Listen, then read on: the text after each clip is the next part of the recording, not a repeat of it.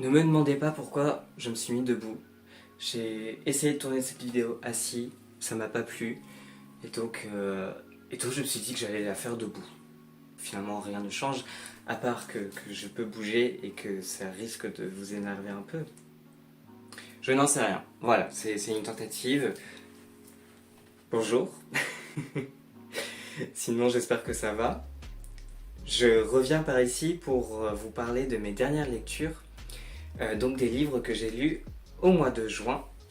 J'ai quand même réussi à lire des livres et à finir des livres ce mois-ci. C'est assez incroyable. Vu l'année très bizarre que je passe, c'est assez fou. J'ai oublié de brancher mon micro. C'est pour ça que je peux autant bouger. J'espère que vous m'entendez bien. On croise les doigts. On souffle. C'est important de souffler. J'ai commencé par... alors, il y a un seul roman parmi le lot, sinon c'est de la poésie, de l'essai et une bande dessinée. J'ai envie de commencer par l'essai de Didier Ribon, Une morale du minoritaire. Donc c'est aux éditions Flammarion dans leur collection Chant Essai avec cette couverture jaune, qui est un autre jaune que ma chemise. Donc c'est un livre sociologique avec beaucoup de réflexions sur la construction des minorités, sur ce qu'est une minorité et le développement des minorités dans la société, en fait, comment les sociétés se bâtissent sur la construction de minorités. C'est hyper intéressant, j'ai appris beaucoup de choses. Didier Ribon s'appuie beaucoup sur sa lecture de Jean Genet. Ça rejoint un peu ce que j'ai pu lire en filigrane, hein. J'ai pas tout lu de son autre livre très important qui s'appelait Réflexion sur la question gay. Ça m'a donné envie de lire jusqu'au bout cet autre livre, donc Réflexion sur la question gay, parce que je sens qu'une morale du minoritaire, c'est presque un condensé de tout ce qu'il a pu déjà écrire sur les minorités sexuelles, sur l'homosexualité, de manière sociologique. Donc ça c'est, en fait, je pense, une nouvelle approche, un nouveau livre avec qui s'appuie vraiment beaucoup sur la littérature et sur la représentation de l'homosexualité dans la littérature française du XXe siècle. Donc il y a Jean Genet, il parle beaucoup de Jean Genet, il commence le livre par Jean Genet, et Jean Genet va être un fil conducteur tout le long du livre. Et autour de Jean Genet, il va venir comparer avec la vision de Jean Genet, la vision des minorités, du queer, la vision de l'homosexualité, écrite par Jean Genet. Il va venir la comparer avec d'autres visions, d'autres écrivains homosexuels français. Et ce qui est super intéressant, c'est de voir à quel point, encore aujourd'hui, on ressent ces représentations-là, à quel point toutes ces représentations ont fondé une espèce d'histoire littéraire de l'homosexualité en France. C'est un livre qui parle beaucoup de honte, qui parle beaucoup de la notion de honte, la notion de fierté, et ça, c'est ce qui m'a le plus touché dans ce livre. C'est ce que j'ai trouvé le plus passionnant. C'est un livre qui m'a impacté, vraiment, que j'ai beaucoup aimé. Donc c'est un livre qui parle beaucoup de normalité, entre guillemets. Didier Ribon part d'un constat qui est que au commencement était l'insulte pour la plupart des homosexuels, pour les gays. C'est la première phrase de son livre, justement, Réflexion sur la question gay. Et donc il va développer autour de cette idée-là, autour de cette notion de l'insulte, l'insulte première qui va venir en fait poser comme un stigmate sur les homosexuels. Et donc on retrouve beaucoup cette idée du stigmate dans ce livre. Il va s'appuyer sur ses lectures de Jean Genet, sur ses lectures de Proust, de Cocteau, de tous ces écrivains gays qui ont pu écrire à un moment donné sur leur homosexualité. Et il va analyser, comparer leur manière d'écrire autour de l'insulte. Que faire de cette insulte qui vient nous définir? Arrivé à ce constat-là, en fait, de par ce constat-là de l'insulte, finalement, quelle trajectoire prendre? Et donc c'est tout un livre. Didier Eribon arrive à dresser une espèce de panel de vision de l'homosexualité dans la littérature française au XXe siècle. Et il arrive donc à assimiler une histoire plutôt intime, l'histoire intime d'un homosexuel, et une histoire collective. Et je trouve que ce livre est assez fort en ce sens-là, puisqu'il arrive à rassembler et à comprendre aussi comment les choses ont évolué d'une certaine manière. Et en s'appuyant justement sur la littérature, il propose comme ça une espèce de tableau sociologique de l'homosexualité masculine française. Et je trouve ça assez fort. Et je dois dire que j'ai même été un peu ému quand j'ai lu ce livre. Notamment, sur ce discours autour de l'insulte, autour de la honte et autour de la fierté. Et ça m'a donné aussi envie de continuer à lire Jean Genet, de continuer à lire tous ces écrivains homosexuels, parce que je trouve que c'est important. Et donc, c'est pour ça que ce livre m'a autant touché, je dirais. Et ça m'a donné des clés, finalement, des clés de réflexion, et j'ai beaucoup aimé ça. Et ça se voit. Voilà. Après ça, j'ai lu de la poésie. Ce sont des poésies publiées aux éditions Blast, une maison d'édition toulousaine, indépendante, féministe, et que je trouve très, très importante. En tout cas, c'est très important qu'elle soit toujours là, qu'elle fasse partie du paysage éditorial français, parce que ces livres sont très forts. Et pareil aussi, j'ai beaucoup aimé ce que j'ai lu. Et donc j'ai lu La 7e lèvre de Miel Pagès. J'ai trouvé que c'était de la poésie vraiment très sensible, sensuelle aussi. C'est de la poésie qui frôle l'érotisme, mais qui n'est pas ce genre d'érotisme un peu très frivole ou ce genre d'érotisme-là. En fait, c'est de l'érotisme pris au sérieux. Et j'ai beaucoup aimé parce que Miel Pagès nous parle de l'amour avec quelque chose de différent. Et que ça fait du bien, en fait. Ça m'a donné une espèce de fraîcheur, un souffle nouveau. J'ai beaucoup aimé lire ça. Lire ces poèmes sur l'amour. J'ai trouvé ça très, très beau. Parfois les images étaient vraiment très belles, très fortes. Toujours des images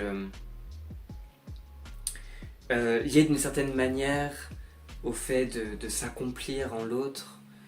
Il y avait cette idée très charnelle, mais en même temps très intérieure. Cette idée de l'amour, de l'acte de l'amour. Voilà, j'ai trouvé ça juste très très beau. Je vais quand même te lire un petit passage parce que je trouve qu'on parle mieux de poésie quand on lit quelques passages. Page 82. Tu me dis que tu n'as pas de corps, comment veux-tu que j'avale ça? Je me souviens des chemins qu'il dessinait dans le mien. Tu me dis que tu n'as pas de corps, cette idée te rassure. Tu voudrais être une pensée charriée par le vent. Je me souviens de mes cheveux noirs, encordés à tes hanches blanches, de tes doigts, tes petits peintres de l'effronterie, dans tes yeux mi-clos. Si tu n'avais pas de corps, je n'aurais pas peur de tomber. Si tu n'avais pas de corps, je n'aurais pas la bouche ouverte, ouverte, ouverte. Tu me dis que tu n'as pas de corps, que les désirs est une étoile. Je trouve ça super beau. Qui tient ma main en cet instant, tu ne sais pas le nombre d'étoiles que j'ai pour toi. Mon corps s'est tout consolé dans le tien. Ensemble, ils ont ouvert les marges de leurs mains. Ils ont braqué les lignes. De salive, de tremblement ensemble, ils créent un langage. Ce langage est celui que nous devons connaître pour quitter le monde. Voilà, moi je trouve ça juste magnifique. Je trouve ça très beau. Ça me parle totalement. Et c'est rempli voilà, d'images comme ça, liées aux constellations, liées à l'univers qui s'ébranle, aux corps qui sont l'un contre l'autre, l'un près de l'autre. Et ça parle d'orgasme, ça parle de jouissance, avec une grande sensibilité, et en même temps quelque chose de franc. Et voilà, j'ai bien aimé. Donc je te conseille, une très jolie poésie. Et j'ai aussi lu Les Gisantes de Colline Fournoux. Là c'est un livre un peu plus sombre, un peu plus engagé aussi dans son écriture et dans sa forme même. C'est un livre qui vient interroger notre rapport au deuil et à la perte de soi, mais aussi à la perte de ceux qui nous entourent. Et donc ça vient interroger aussi la violence. Et donc ça vient nous parler de plusieurs morts, de plusieurs vies et de plusieurs morts. Il va y avoir en tout 6 morts. La narratrice, la poétesse, se met dans la peau de plusieurs figures et imagine voilà, ces morts-là, ce qu'elles peuvent dire de leur mort. Et donc c'est comme ça qu'on va avoir des interprétations même de contes ou de la mythologie. Donc on va avoir Orphée et Eurydice, la femme de Lot par exemple. Ce dont je me souviens de ce livre, c'est vraiment de cette impression de quelque chose de très ombragé. C'est une poésie qui est très corporelle également. Donc ça aussi ça me parle beaucoup. J'aime beaucoup tout ce qui est lié au corps, surtout dans la poésie, parce que évidemment c'est le lieu de l'intime, le corps, mais c'est pas parce que c'est le lieu de l'intime que c'est quelque chose que l'on doit garder pour soi, qui à la fois en fait nous appartient, mais qui peut parler à tout le monde et qui est assez universel. Et je trouve que ce livre amène très bien ça justement, parce qu'on se met nous aussi dans la peau de ces femmes qui sont mortes, on se met dans la peau de ces morts, et il y a toujours quelque chose qui résonne. Je vais essayer de te lire un passage. Donc là c'est un passage de La femme de Lot. Et non, mince, j'ai cassé mon... Pas grave. Donc page 57. On raconte que lorsque tu te retournais vers les villes en feu, tu te changeais en statue de sel. En réalité, tes pleurs, ton deuil, ta rage t'ont salinisé. Les yeux pleins d'eau, tu confondis le soleil avec les villes en feu, et tu tendis vers elle ton visage pour apaiser le support de tes larmes, lui donner un peu de répit. Tu as pleuré pendant des jours et des jours, des nuits et des nuits, brûlant la douleur par le sel, produisant la mer à traverser pour rejoindre tes mortes, produisant la mort comme espace à vivre pour ta propre mémoire, consacrant ta vie à tes mortes. La femme de Lot trace tes routes de sel sur tous ses corps, dérivant doucement dans une multiplicité de mémoires qui ne sont pas les siennes, se vider, se remplir de souvenirs qui s'attardent, trouverai-je un jour le vide et le silence? Voilà. Donc là, on est dans une dimension, comme je t'ai dit, plus sombre, mais tout aussi beau et tout aussi fort. Et comme je te disais, ça résonne beaucoup. Voilà. Et je voulais venir te parler du dernier recueil de poésie que j'ai lu, que j'ai terminé. C'est le recueil de Oh Cheon-Vong, Ciel de nuit, blessé par balle. C'est aux éditions Mémoire d'Encrier et c'est traduit par Marc Charon. Quoi dire sur ce livre? C'est un livre absolument magistral qu'il faut lire, c'est un chef-d'œuvre. C'est un livre dans lequel Oh Cheon-Vong parle de la mémoire, parle de l'héritage, dans lequel il vient parler de son père, de sa mère, de sa grand-mère également. On est un peu, si tu as lu son roman qui s'appelle Un bref instant de splendeur, on est toujours un peu dans cette même dimension-là, liée à la guerre du Vietnam. Il vient parler aussi de son homosexualité, il vient parler de ses désirs pour les hommes, il vient parler de la violence qu'il a pu subir des hommes également. Là, si tu veux lire un langage nouveau, un langage très fort, je t'invite à lire ce livre vraiment parce que là on y est complètement. Cheon-Vong arrive à inventer son propre langage et ce sont des images très fortes, ce sont toujours des phrases choc, mais des phrases que tu ne verrais nulle part ailleurs. C'est juste beau et là je viens de tomber sur une poésie qui m'a fait pleurer dans ce livre. Parce que c'est pas du tout une poésie comme les autres. C'est une poésie où il y a du vide. Voilà. Ça, c'est de la poésie. Où en fait, tu as juste des notations. Et en fait, la poésie, les mots sont rangés à la forme de notes. Et c'est beau parce que ça vient parler de l'assassinat d'un couple gay. Voilà. Et donc ça marque cette violence. Des fois la violence que l'on ne peut pas dire. Ça marque à la fois l'humilité aussi de Oh Cheon-Vong. Voilà, je trouve... Bref, pour moi ce livre est magistral rien que par cette poésie-là, que je t'invite à lire vraiment. Ça s'appelle 7e cercle terrestre. Et c'est magnifique.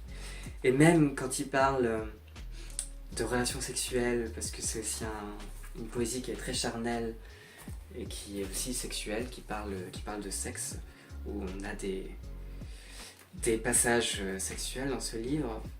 Même c'est beau, c'est violent et beau à la fois. Voilà, ça m'a bouleversé. Ce livre est un livre bouleversant et il faut que tu le lises. Même si tu te dis « Ah, mais c'est de la poésie, c'est trop dur pour moi », bah non, justement. Si tu veux lire de la poésie, lis ce livre. C'est peut-être pas hyper facile d'accès au premier abord. Il y a beaucoup d'images de signification. Il y a notamment l'image de chevaux qui revient très très très souvent dans ce livre, avec toute la symbolique que le cheval peut avoir dans les différentes cultures, les cultures européennes mais les cultures asiatiques aussi. Et en fait il arrive à mélanger tout ça, à mélanger toutes ces symboliques, à mélanger toutes ces images et pour en faire quelque chose de personnel et qui soit très très fort, bouleversant. Voilà. Donc ouais, je t'invite fortement, très fortement, à lire ce livre qui s'appelle Ciel de nuit, blessé par balle. Et c'est donc de Oh Cheon-Vong, qui est clairement, je pense, mon écrivain préféré de ces dernières années. Clairement. Trop beau. C'est juste... ce qu'il écrit, c'est incroyable. Ensuite, j'ai lu un petit roman qui s'appelle Le livre de Jim Courage de Mathieu Lindon, que j'ai pu voir. En fait, j'ai assisté à une rencontre à Toulouse qui entre Mathieu Lindon et Mathieu Berman. Et en fait, il parle. Mathieu Berman lisait le livre, donc ce livre-là, le livre de Jim Courage. Et donc, il parlait de ce livre qui a été le premier roman à succès de Mathieu Lindon et qui est en fait un livre sur l'amitié. L'amitié, mais tu vois, ce genre d'amitié très très forte, l'amitié qui est un peu ambiguë, l'amitié qui glisse un peu sur l'amour. Et donc on va suivre le narrateur, notre narrateur, qui erre au niveau de la scène. Il vient nous parler de cet ami, donc cet ami qui s'appelle Jim Courage. Et il vient nous parler de son histoire, du rapport qu'il a eu avec Jim Courage.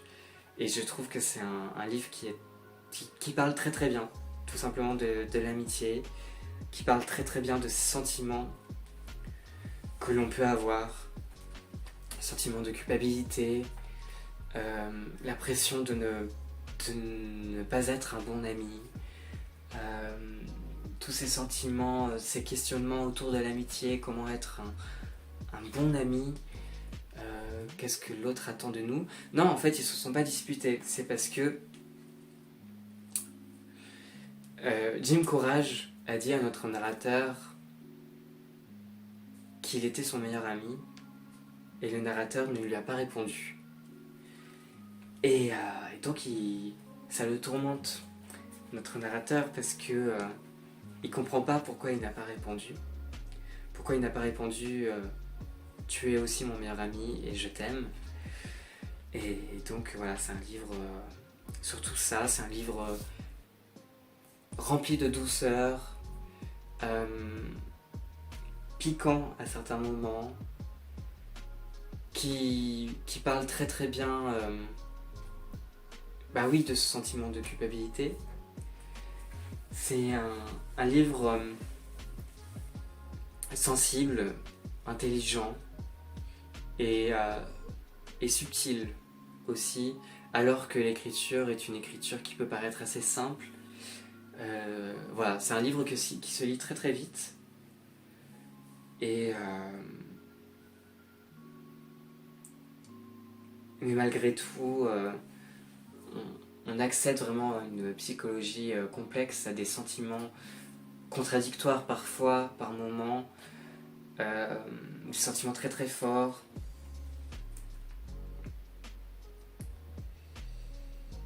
Et voilà, donc Mathieu Lindon, moi j'aime beaucoup. J'ai pas beaucoup lu de ses livres encore. J'ai lu Hervé Lino, j'ai commencé à lire Ce qu'aimer veut dire, que j'avais feuilleté en fait quand j'avais travaillé sur Harley Guibert. Et c'est vrai que j'ai pas eu l'occasion encore vraiment d'approfondir ma lecture de Mathieu Lindon. Et là j'ai beaucoup aimé ce livre. Et enfin, le dernier livre que j'ai fini, c'est Distress de Tot M. C'est un webtoon. Alors moi je lis pas beaucoup de webtoon. Surtout en fait je n'arrive pas à lire sur l'application Webtoon. J'ai du mal à lire sur mon portable. Mais je connaissais pas donc ce livre avant de l'avoir vu en librairie. Ce qui m'a tout de suite attiré c'est le dessin. Et en fait je savais pas du tout que c'était queer comme livre. On suit un Lenny, un jeune français qui débarque au Québec et qui s'est inscrit dans une école de journalisme. Dans cette école de journalisme, il suit un cours dans lequel il y a un devoir, et ce devoir c'est de prendre une théorie du complot et d'essayer de défaire cette théorie du complot. En fait, on se rend compte au fur et à mesure que Lenny n'est pas venu à Montréal pour rien et qu'il est obsédé par une affaire qui sévit à Montréal. Il y a une affaire de meurtre. Des gens qui sont retrouvés morts, qui ont été agressés. Et il y a une vidéo montrant l'agresseur potentiel qui serait en fait une sorte de loup-garou. Une sorte de monstre, de bête, comme ça. Donc Lenny est obsédé par cette affaire et il veut travailler sur cette affaire-là pour le devoir. C'est un devoir qui doit se faire en duo avec quelqu'un d'autre.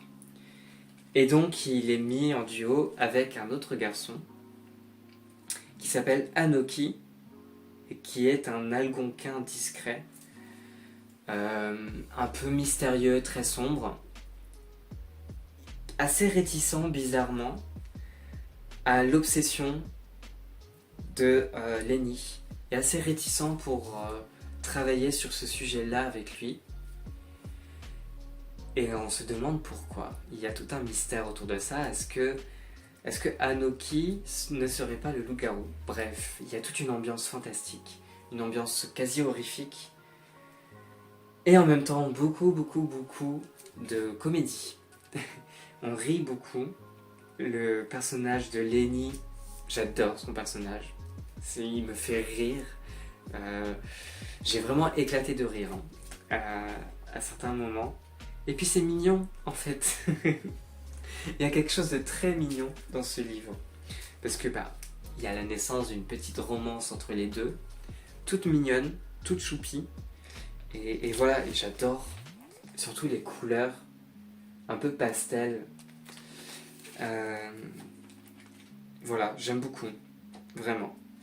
C'est une grande surprise pour moi. Et j'attends qu'une chose, c'est le tome 2. Je pense que je vais me jeter dessus quand il va sortir. Parce que j'ai envie d'attendre. J'ai pas envie de lire son webtoon, j'ai envie d'être surpris par le tome 2, d'attendre. Voilà, vraiment trop bien, je t'invite aussi à le lire.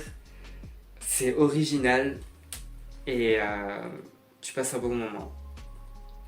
C'est une très belle histoire. Ça a l'air d'être une très belle histoire. Puis moi j'adore ces ambiances fantastiques où il y a des loups-garous, des vampires, ce genre de choses. J'aime beaucoup ça en général. Voilà donc pour tout ce que j'ai pu lire pour ce mois de juin.